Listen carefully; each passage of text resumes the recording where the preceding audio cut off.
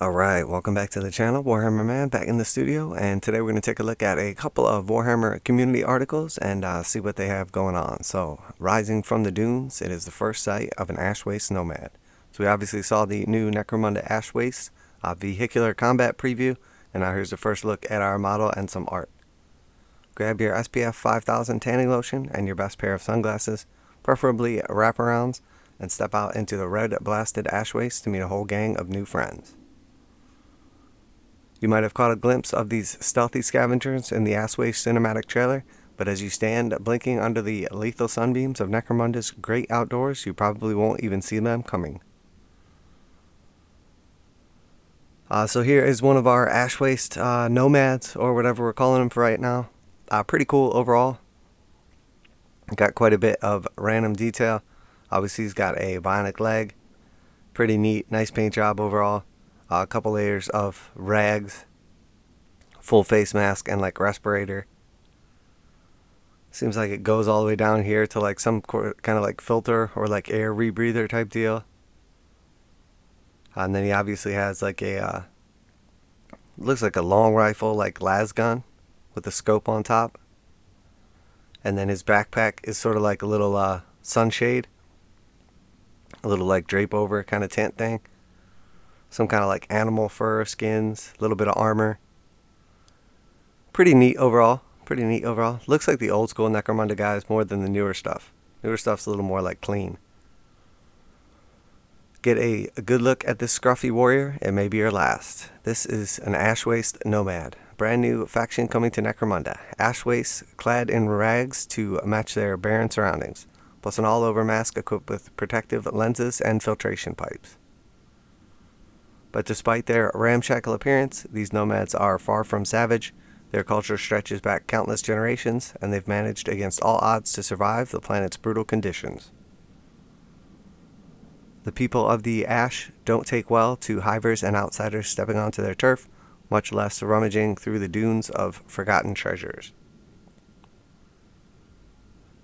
So this is obviously the piece of art that inspired that guy. Pretty cool overall. Kind of reminds me of the Sand People a little bit from the old Star Wars. We see like the spires in the background of Necromunda. The old hive spires. The guild convoys that crisscross Necromunda often pit these nomads against hiver gangs, which is where their deadly long rifle shines. There isn't much cover to be found on the dunes, so a powerful gun with a sharp scope is perfect for picking off outsiders, knocking targets from rocky outcrops, or beating Jews as they scoot around the Prometheum-guzzled vehicles. So we're going to have more of these bros coming in the weeks to come. Obviously we saw that part of the Adepticon preview is going to be Necromunda, so I imagine it will be the remainder of this gang. Hopefully the whole box set, but they kind of did that with the Kill Team box. Nachmund, they sort of showed off one guy ahead of time, then showed off the gang at the like preview for the, I can't remember what the last one was, but at the last preview. And then later on came out and showed us the chaos. So that's kind of what I expect with this. They tend to stick to the same kind of game plan in general. So, and then let's look at one more article today.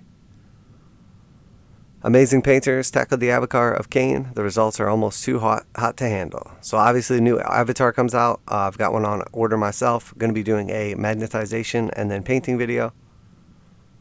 The new avatar of Khaine isn't just a powerhouse on the tabletops. It's an incredible centerpiece for an Asuryani army. The avatar is living embodiment of its craft world's divine fury, a walking statue of molten metal.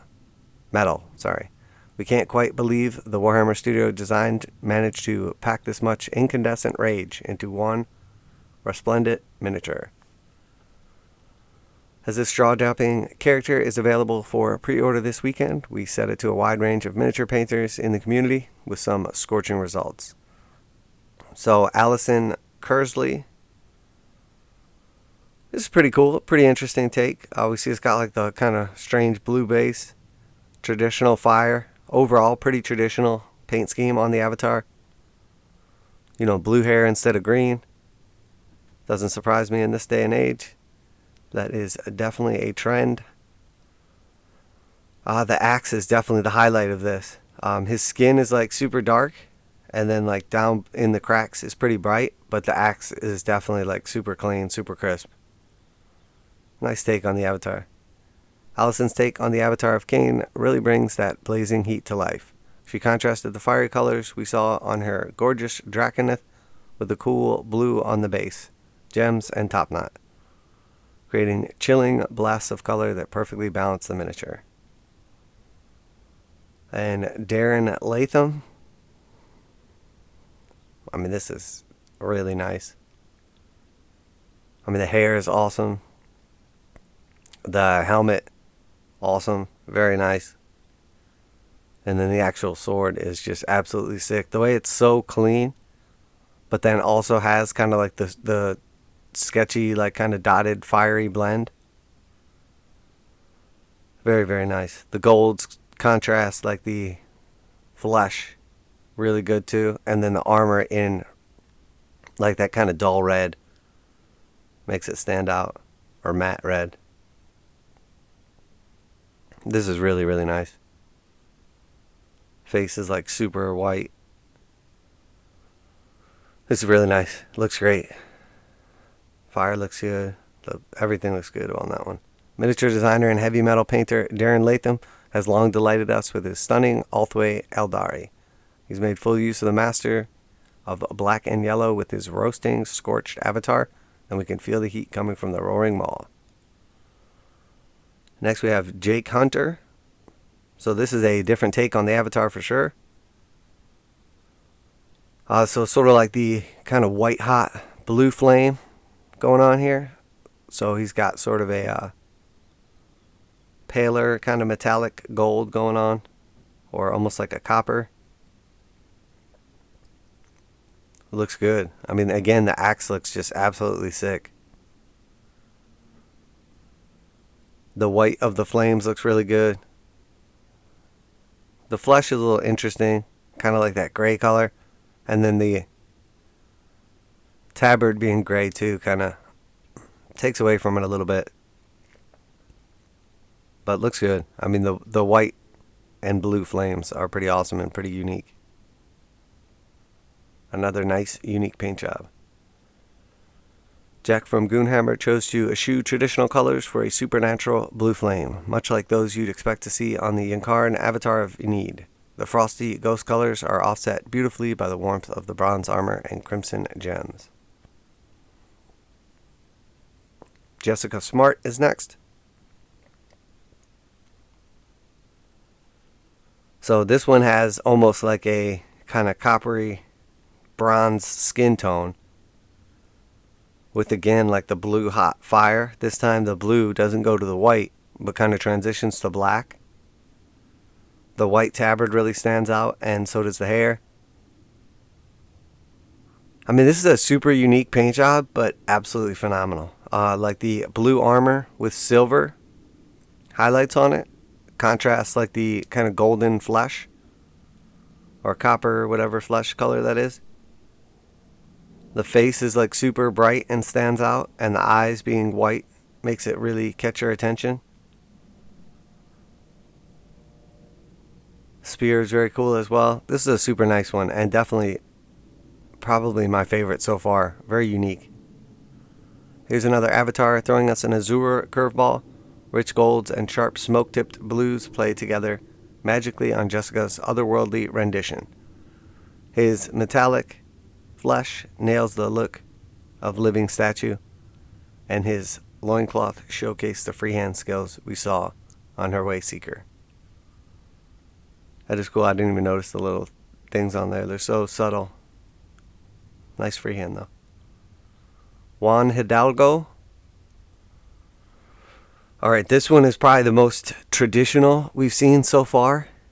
And this is just absolutely stunning. He does a perfect job capturing like the actual heat in a way that the avatar looks like it's made out of molten metal. There's enough contrast with the fire, but not so much that you have like white and black on the same miniature. But there's a couple places where you kind of do, but it looks real. This is absolutely phenomenal. The headdress and hair looks great. The actual like helmet and armor in red looks just stunning. I mean, just absolutely stunning. The bloody hand of Khaine and the blue contrast with the actual like kind of blood dripping down it. And then the sword is just next level. This is just absolutely beautiful. This is by far the best like traditionally painted avatar. This thing is killer. I love it. And then the black of the tabard goes well with the black of the headdress. Just a perfect understanding of like color and making it work. And then the blue gems completely stand out. The red of the armor, even though the whole model is like sort of like a reddish orange yellow, the red of the armor is done in a completely different way with incorporating black to just make this a stunning combination of colors. And then again, the base just completely different with little tufts and gray, so it just completely stands out. This is just an absolutely beautiful model. Stunning. Juan takes us back to the classic with a paint job that captures incandescent heat as well. It sears the eyeballs. So well.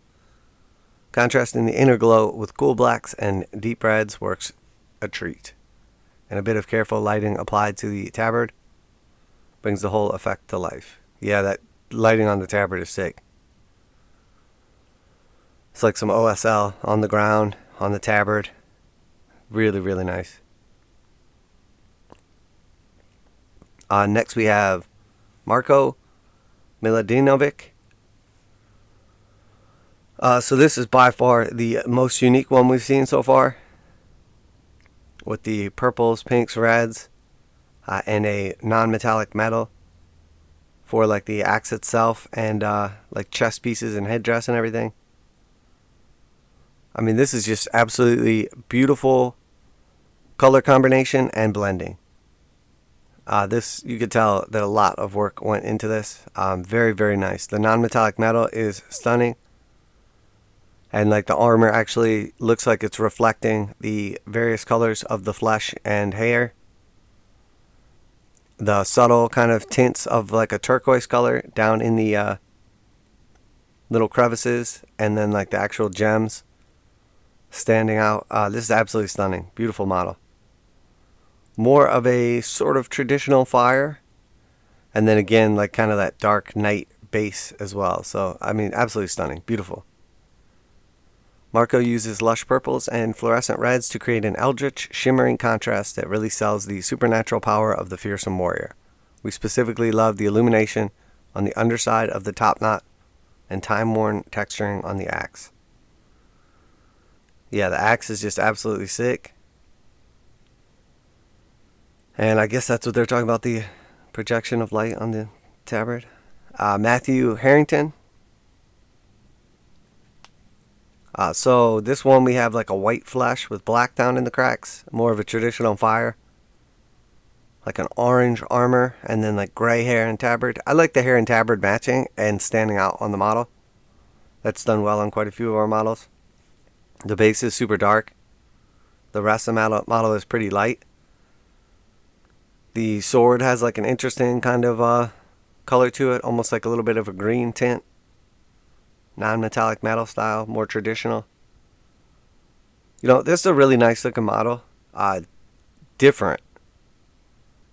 Very different. You can much more, I mean, this one reminds me more of like a painting of a model than a model itself. Very different, very unique, very nice. All these have been very, very nice. You know, we see some OSL on the tabard once again. Matthew takes a different tactic, depicting an avatar with stony skin like a carved statue. He's lavished the brightest colors on the model's armor with fiery orange plates to match his other eldari, set against lavender hair and cloth. Meg Harkness. So here we see a green one. The runes on the spear like contrast the silver of the metal on the spear very nicely with like a glowing green. The flesh is done in sort of a darker green. And then the fire itself has like yellow to show like the heat origin. The tabard and hair are white with some OSL from the fire. And then of course the bloody hand really stands out. Has like a much lighter kind of gold silver color for the armor that contrasts very well. And then the red of the blood really stands out, as well as like the black little straps and everything. This one is an interesting and different take. Well done. You know, I definitely like the originality of some of these. The grim darkness of the 41st millennia is lit by flames in many, many colors, as Meg aptly demonstrates with her lime green avatar. This is sinister and truly alien take on the Lord of Murder. We can definitely believe Meg's Mug and Raw is emulating one of his aspects. Nikki Sullivan. So again, different take. This time we see green armor, more of a traditional skin. It's more of like the dark, like dried kind of lava, almost like obsidian, and then the brighter colors down in the cracks. You know, traditional skin, different take on the... I do like how the matte armor looks. And then we see again, this time like the white headdress, but not like the actual cloth itself, but like the ruined kind of piece that comes up. And then the white tabard. Spear looks absolutely stunning. Beautiful use of the non-metallic metal once again. Nice looking model, and again, very unique takes on the avatar. I mean, it's crazy that there's so many unique takes. Honestly, look great. Nikki's also gone for green with emerald armor in the style of Bael'tan.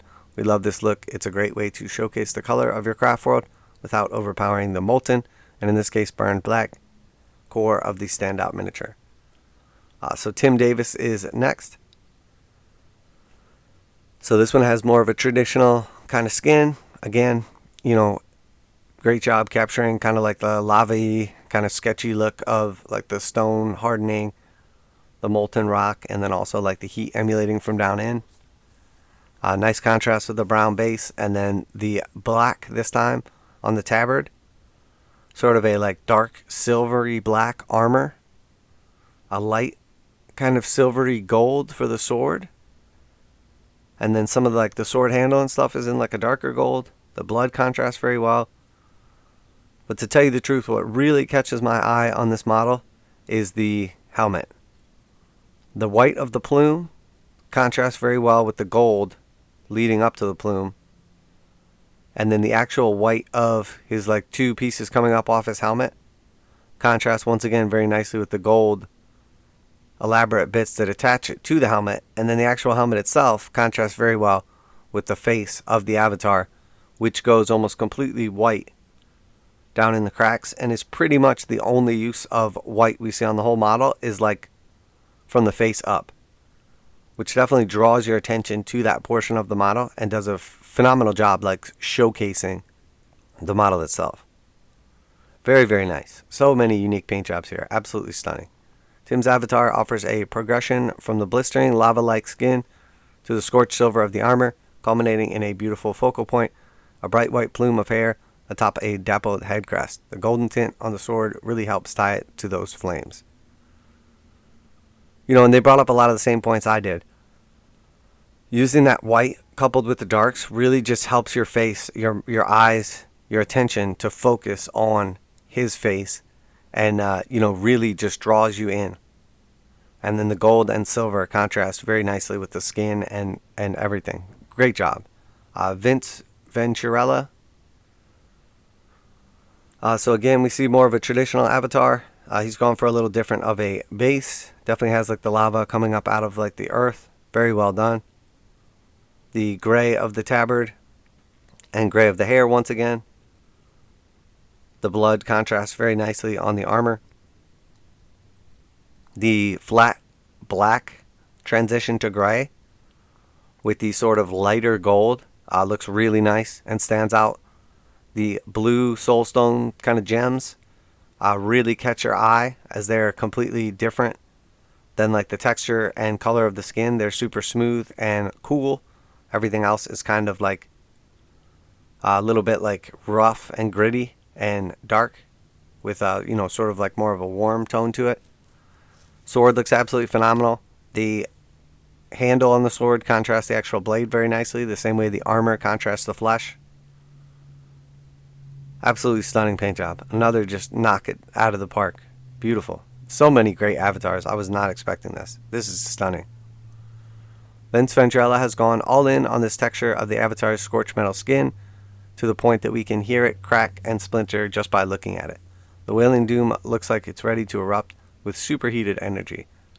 You know, one more note on this. Sometimes when the base comes with a model and it's already like done up, people don't do the base. They just kind of paint it how it is. This base looks so much better than the actual base that comes with the model. Even if you thought it just looked okay, but the fact that it's different just really makes it stand out. So this is just absolutely stunning. Great job, Vince. And then Vincent Notley. So here we see a different take, sort of a kind of minty blue for the flesh and flames. And then the axe as well. Very nice. I mean, the design of the axe, shape of the axe, like edges and corners that it provides, obviously are stunning. The axe was probably my least favorite initial choice. I really like the traditional sword, or the spear is pretty awesome. But to tell you the truth, after seeing the axe painted up in so many ways, it looks so good. Highlights your ability to paint and really just brings out the quality of your paint job. So we see the blue flesh is kind of contrasted by the green of the armor.